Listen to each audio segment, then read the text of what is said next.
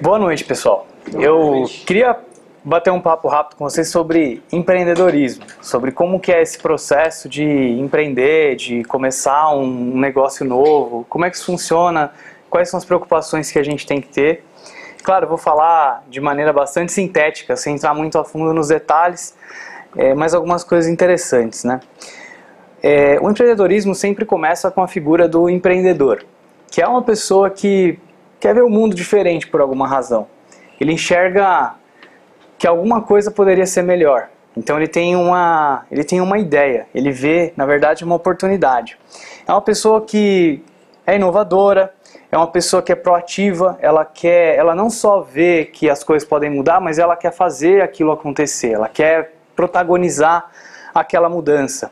E está disposta e consegue lidar com alguns riscos, né? A gente tem histórias aí dos mais diversos tipos de empreendedores, desde aqueles que já tinham uma situação financeira muito boa para arcar com o investimento do empreendimento dele, como também aqueles que tiveram que vender quase tudo e fazer uma dívida enorme para conseguir. Eu contei a história para vocês do Flávio Augusto, que pegou 20 mil reais no cheque especial para começar o negócio dele e vendeu por R$1 milhão depois, alguns anos atrás, que foi a WhatsApp.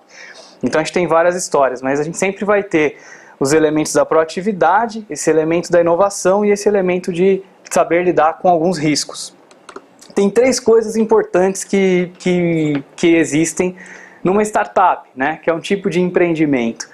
Que a gente sempre vai ter os fundadores, são aqueles caras que vão começar o negócio, que vão fundar o negócio. Pode ser um sócio único, pode ser, mas o mais comum que a gente vê nas startups de sucesso são três perfis diferentes, né? Que é um cara que meio que cuida da visão da empresa do lado de fora, então ele acaba cuidando do comercial, cuidando de vender, cuidando de falar da empresa, de divulgar a ideia, o que a empresa faz, a solução, o problema que ela resolve. Tem o hipster, que é aquele cara que cuida muito da experiência, como é que vai ser a experiência que aquela empresa vai oferecer, a experiência que o usuário, que o cliente vai ter, né? Aquele cara que numa startup geralmente lida com a questão das histórias dos usuários, e o hacker, que é o cara que, né, de fato faz as coisas funcionarem, faz as coisas acontecerem. Então, são três perfis bastante importantes que eles precisam estar de alguma maneira presentes para que essa startup tenha potencial de sucesso.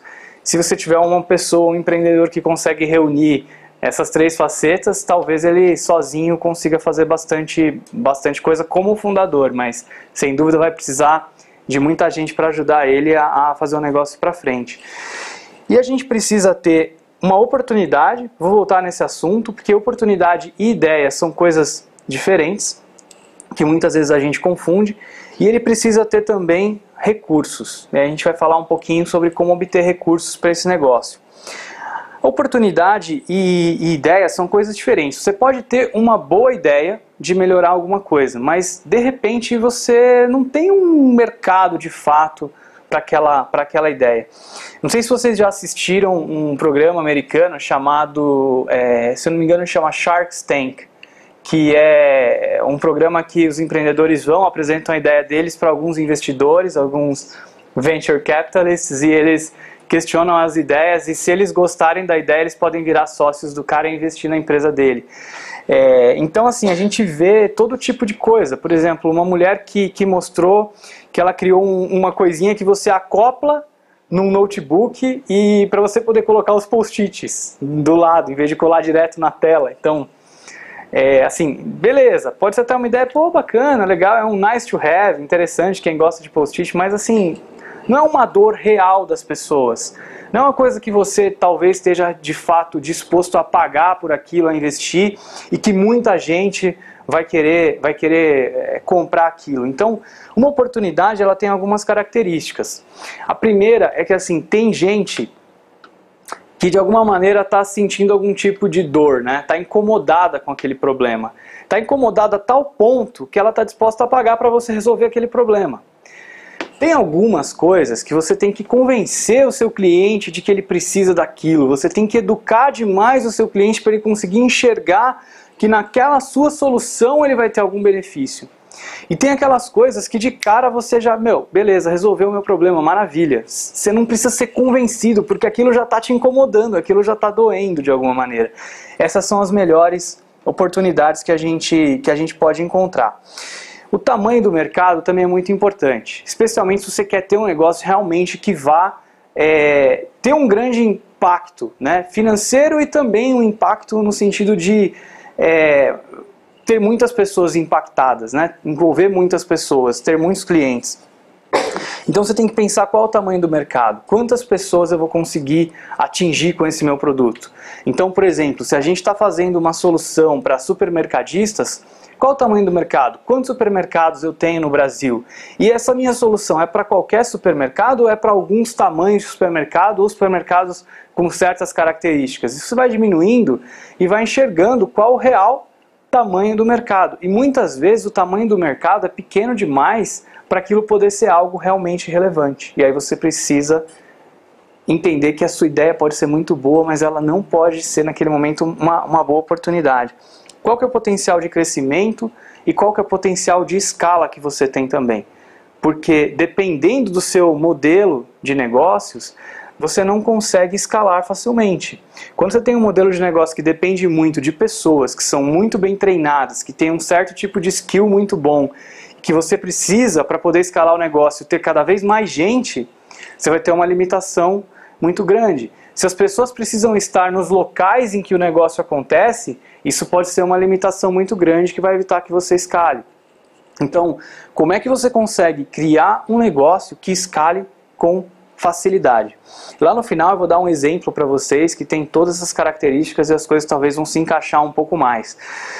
Você pode ter um lifestyle business, não tem problema nenhum. Lifestyle business é aquele tipo de negócio que de repente você vai ganhar a vida com ele, você vai ter uma vida bacana, você vai ter uma receita suficiente para te manter feliz, mas que não vai ser aquele grande negócio, não vai ser o próximo Twitter, não vai ser o próximo Facebook, não vai ser o próximo Dropbox, o próximo Zendesk, né? Ou até o próximo Uber, não sei que nível de relevância que a gente tá buscando. Como é que você vai ganhar dinheiro com aquilo? Quem é que vai comprar aquilo? Quem é que vai pagar por aquilo? E tem muitos modelos de negócio diferentes em que pessoas diferentes pagam por aquilo para aquilo poder ser um negócio lucrativo, né? A gente vê, por exemplo, o Twitter. Quem é que paga por aquilo? Alguém paga alguma coisa pro Twitter aqui? Mas alguém paga, né? Eles demoraram um pouco para descobrir o modelo de negócios. Hoje eles estão com algumas iniciativas de anúncios e tudo mais. O Facebook seguiu um caminho parecido, o Google seguiu um caminho parecido, mas o Google hoje é uma empresa de milhares e milhares, né, de produtos e soluções diferentes, ganha dinheiro de várias formas, mas é uma coisa importante. Quem é que vai pagar por aquilo? Como que você vai ganhar dinheiro com esse produto? E será que o que o seu produto tem de único? Por que aquilo é diferente? Por que ninguém pode fazer igual? Beleza, você teve uma ideia maravilhosa, mas se você não tem propriedade intelectual nenhuma sobre aquilo, qualquer pessoa pode fazer exatamente a mesma coisa que você fez. Você de repente não foi o primeiro do mercado, então as pessoas já conhecem um outro produto parecido. Existe uma coisa chamada Goodness Factor, que é muito interessante. Basicamente é o seguinte: depois que você já tem um produto mainstream estabelecido no mercado, que as pessoas conhecem, compram e gostam, por exemplo, sei lá, o Netflix. Alguém não usa o Netflix? Todos que estão aqui já usaram pelo menos uma vez, né? Muito, muito bom. O Netflix vai ter concorrentes, com certeza já tem, mas assim, para você mudar do Netflix para um outro, agora que você já conhece e gosta, o concorrente tem que ter pelo menos 3 vezes mais benefícios que o Netflix. Ou ele tem que ser 3 vezes mais rápido, ou tem que ter 3 vezes o tamanho do portfólio, alguma coisa 3 vezes mais para ganhar a sua atenção e perder, você deixar de ser fiel ao Netflix e trocar. Então tem que ter alguma coisa única no seu produto, especialmente se você está entrando no mercado ali no mar vermelho, né, onde você tem muito concorrente. E qual que é a sua estratégia de saída? Né? Especialmente muitos empreendedores são empreendedores seriais. Tem empreendedores que é incrível, você começa a olhar o histórico do cara e ele já teve várias startups, várias empresas de sucesso. Então ele de alguma maneira ele já começa o negócio com uma estratégia de saída, que pode ser, por exemplo, um IPO, e daí ele passa a fazer parte do conselho, mas deixa de atuar como executivo, ou de repente ele vende, né, por aquisição, vende para uma empresa maior que dá continuidade naquele negócio. Então, pessoal, uma boa ideia pode ser só uma boa ideia, mas pode não ser uma oportunidade. Para ser realmente uma startup de sucesso, tem que ser uma oportunidade. Um outro ponto importante é recursos. Como é que a gente consegue dinheiro para sustentar a nossa empresa? A gente precisa lidar com as pessoas que a gente vai precisar, os talentos que a gente vai precisar, como é que a gente faz para atrair os profissionais que a gente precisa e as pessoas que são realmente relevantes para fazer aquilo acontecer. Por exemplo, se a gente tem uma startup na área de educação, o que os investidores vão olhar e vão valorizar muito é qual é o seu background, qual é o seu track record na educação. E se você não tem, quais são as pessoas que você precisa atrair para te ajudarem a conseguir alguma coisa nessa área de educação. Então, é muito importante, as pessoas que vão te ajudar são muito importantes. Como é que você atrai essas pessoas? Como é que você remunera essas pessoas? Com dinheiro, com equity, com participação na sua empresa, né? Como é que você lida com a questão de pesquisa e desenvolvimento? Tem muita coisa que para dar certo você precisa pesquisar muito, especialmente se é um produto que envolve algum tipo de hardware, por exemplo, né? Algum produto que um novo alimento, alguma coisa que você tem que pesquisar antes, algum novo tipo de remédio, algum novo tipo de equipamento. Como é que você lida com essa questão de custos de pesquisa, de patentear as coisas, de produzir aquilo, de estocar aquilo, de distribuir aquilo, né? Quais são os parceiros que você precisa para distribuir? Se você está falando, por exemplo, de uma publicação de livro no meio físico, a gente sabe que quantos players a gente tem aí relevantes de distribuição de livro, de varejo, no Brasil? 3? 4? Se a gente for um pouco mais, talvez 10? Como é que você vai conseguir esses 10 caras para distribuir o seu produto, né? Então, esses recursos todos são muito importantes. E o que acontece muito é você buscar esses fundos como investimentos. Então, você empreendedor vai na sua família primeiro, muitas vezes. Você vai pegar, primeiro você vai gastar todo o dinheiro que você tem, né? Porque olha só, se você não está disposto a colocar o seu próprio dinheiro no seu empreendimento, na sua startup, porque eu, por exemplo, como investidor, vou colocar o meu. Concorda que não faz sentido? Você não está me passando confiança nenhuma? Então, primeiro você tem que estar disposto a arriscar tudo. Porque se você não tiver, você não está de fato naquilo. Depois, você vai pedir ajuda, né? Então, tem muito empreendedor, muita startup que começou assim, o dinheiro do próprio empreendedor, o dinheiro da família do empreendedor, né? Ele vai coletando ali, todo mundo vai ajudando ele. É claro, existem aceleradoras, né? Germinadoras, tem todo esse ecossistema de startups que hoje em dia está muito bem formado e ajudam os empreendedores. Mas tem os fundos que são mais amigáveis, né? Então, é claro, esse pessoal, os seus amigos, as pessoas que confiam, que acreditam em você. Tem os investidores anjos. Os investidores anjos, geralmente eles fazem o que é chamado de seed investments, ou investimentos semente, né? Ele coloca, não muito dinheiro, mas ele coloca um pouco de dinheiro para você começar, em troca de uma participação na sua empresa, porque ele acreditou em você primeiro como empreendedor, que você é capaz de fazer aquilo acontecer, né? E acreditou também que a sua ideia, na verdade, é uma boa oportunidade.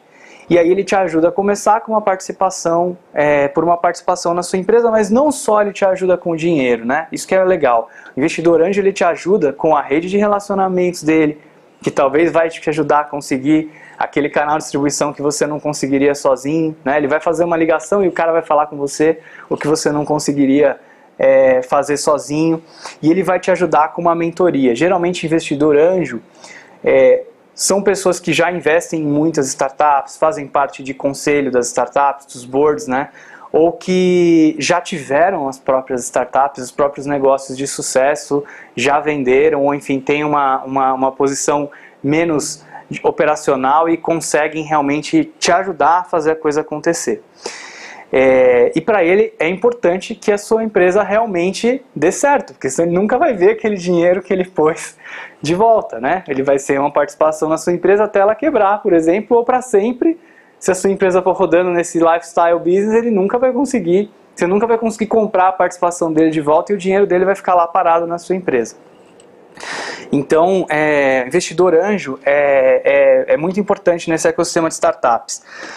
Tem também os programas dos governos, que são os chamados grants. Aqui no Brasil, por exemplo, a gente tem FINEP, a gente tem BNDES, coisas desse tipo, que tem ali uma parte para desenvolver empreendedorismo no Brasil. E daí, quando a coisa começa a ficar um pouco mais séria, a gente tem os fundos de Venture Capital. Esses fundos de Venture Capital, geralmente, funcionam assim. Você tem uma série de investidores ali, vamos supor que todos nós aqui nessa sala estamos com a conta bancária bem folgada, bem tranquila. A gente gosta muito desse ecossistema de empreendimento, de empreendedorismo, e a gente quer investir nisso. A gente acredita que o Brasil tem muito potencial, que a garotada que está a fim de empreender tem como fazer realmente alguma coisa de bastante relevância, e aí a gente cria um fundo. Eu vou administrar esse fundo, tudo bem? Vocês vão confiar em mim. E aí o que nós vamos fazer então? Cada um de nós aqui vai colocar 100 mil reais nesse fundo, tudo bem? Beleza, vou falar 100 mil, 100 mil, 100 mil, maravilha. Beleza. Vamos supor aqui que nós estamos em 20, quanto que vai dar, Fernando? Faz uma conta rápida aí. 2 milhões. 2 milhões de reais no nosso fundo. Legal, dá para começar alguma coisa, né? Aí a gente vai pegar esses 2 milhões e vocês não vão me dar esse dinheiro ainda, mas vocês vão assinar que, legal, ó, a hora que eu precisar desse dinheiro, vocês vão ter 5 dias úteis para me fazer esse depósito. Todo mundo concordou, vocês vão deixar esse dinheiro em algum fundo de liquidez rápido ali, porque a hora que eu precisar, vocês têm que me dar. E a gente vai fazer algum tipo de política nossa para selecionar quais são essas startups que a gente vai investir. Geralmente, alguns de nós vão participar mais ativamente como administrador do fundo. A gente vai selecionar essas startups, a gente vai fazer eventos, a gente vai ler business plans, a gente vai pedir recomendação para o nosso networking de quem são essas empresas, essas startups que podem dar certo, que têm bastante potencial. E a gente vai escolher, a gente vai fazer o valuation daquela startup, ver o quanto vale. Vamos supor que ela vale 1 milhão de reais, então, por exemplo, a gente pode investir 100 mil reais por 10% daquela startup. E daí a gente então investe esse dinheiro e a gente ganha um seat, né, ganha uma posição no conselho daquela startup. Uma coisa que é interessante é o seguinte, é que é muito diferente a questão de quem é o dono da empresa e quem controla a empresa. Então, dependendo da maneira que o acordo entre os empreendedores, os fundadores e o Venture Capitalist funciona, muitas vezes o Venture Capitalist ele tem mais controle, ele tem mais votos nas decisões estratégicas da empresa do que os próprios empreendedores. Geralmente tem algumas cláusulas interessantes, por exemplo, uma delas é a cláusula de vesting, né? O empreendedor não pode simplesmente receber aquele dinheiro e agora não quero mais, por exemplo, trabalhar como CEO da empresa, né? Vou ficar só com as minhas cotas aqui. Então, ele pode perder cotas conforme se ele sai em certo tempo, né? Porque daí saiu, lógico, pode contratar outra pessoa para dar continuidade. Tem um option pool que é criado, que é para incentivar os colaboradores nesse tempo. Então, esse option pool são realmente opções de ação que vão sendo dadas como incentivos para você poder chamar pessoas-chave para aquela startup, executivos sênior de empresas, pessoas-chave mesmo que muitas vezes vão participar daquela empresa, vão trabalhar naquela empresa por salários menores, né? Mas por participação e por acreditar naquilo, vão fazer parte do negócio. Então a gente investe 100 mil reais nessa empresa. Quando então investiu 100 mil reais, cada um de vocês tem a quantidade igual de cotas, eu vou chamar vocês e falar, aí pessoal, preciso do dinheiro. Vocês vão depositar o dinheiro, a gente vai então investir naquela startup. A gente só investe, né, como Venture Capitalist, pensando no nosso exit, na nossa saída, quer dizer, como é que a gente vai ver o nosso dinheiro de volta?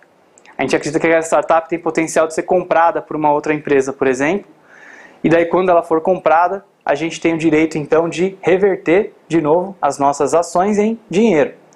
E aí a gente recebe de volta aquele nosso investimento. E a gente espera, claro, que esse retorno sobre o nosso investimento seja maior do que a gente teria no CDI, no CDB, no Tesouro, enfim, qualquer outro investimento. A questão é que é um investimento mais arriscado. Se a gente investir em 20 startups, por exemplo, naturalmente nem todas vão dar certo, talvez nem a maioria dê certo, né? Talvez algumas a gente receba de alguma maneira dali a alguns anos. Quantos anos? 5, 7 anos, 20 anos para receber esse dinheiro de volta, né? Só que pode dar muito certo também. Por exemplo, vou dar um exemplo para vocês, o Dropbox. O Dropbox todo mundo conhece, né? Resolve um problema que todos nós tínhamos, que era de ficar carregando pendrive para cima e para baixo, e de não conseguir acessar os nossos arquivos, ter milhares de cópias em milhares de dispositivos, de lugares, né? E assim, eles começaram muito bem, colocaram aquele vídeo no Hacker News que explicava o conceito, e conseguiram um seed investment da Y Combinator. Adivinha quanto que a Y Combinator investiu neles? Foi o primeiro investimento que eles receberam. $15 mil. $15 mil foi o investimento que a Y Combinator fez. Não sei qual foi a participação deles no Dropbox.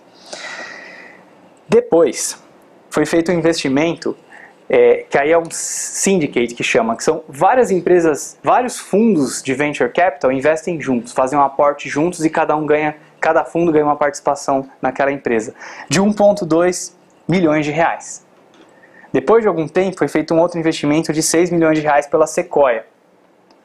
Depois, 250 milhões por mais um syndicate. Depois, 350 milhões pela BlackRock. Depois, a gente teve 500 milhões, daí já como realmente empréstimo no banco JP Morgan. Porque daí nessa situação, todo mundo tem crédito no banco, né? O banco já quer emprestar mais fácil. Eles levantaram 1,1 bilhão de dólares, né, no Dropbox. E o Dropbox já vale muito, né? Já vale mais do que isso. Então, quer dizer, é lógico, nem toda startup vai ser um Dropbox, mas imagina se você fosse aquele cara que pôs $15 mil por uma participação no Dropbox lá no início, né? Ainda não teve o IPO do Dropbox, mas possivelmente a gente vai ver isso acontecer em breve, né? A economia americana está cada vez melhor, tudo indica que isso vai acontecer. E lógico, eles tiveram um ganho muito significativo, um retorno que acho que sem precedentes, né? Nenhum outro tipo de investimento daria. Então, enfim, tinha bastante coisa para falar para vocês, mas espero que tenha dado uma ideia interessante, algumas novidades, algumas coisas que vocês não conheciam, de como funciona esse mundo, como funciona esse ecossistema, a diferença de uma boa ideia e de uma oportunidade, os elementos que você precisa ter para ter uma startup de sucesso e quais são os meios de você obter recursos e por que não, de repente, você ser um provedor de recursos algum dia, né? Quem sabe, um venture capitalist. Legal? Obrigado, senhores.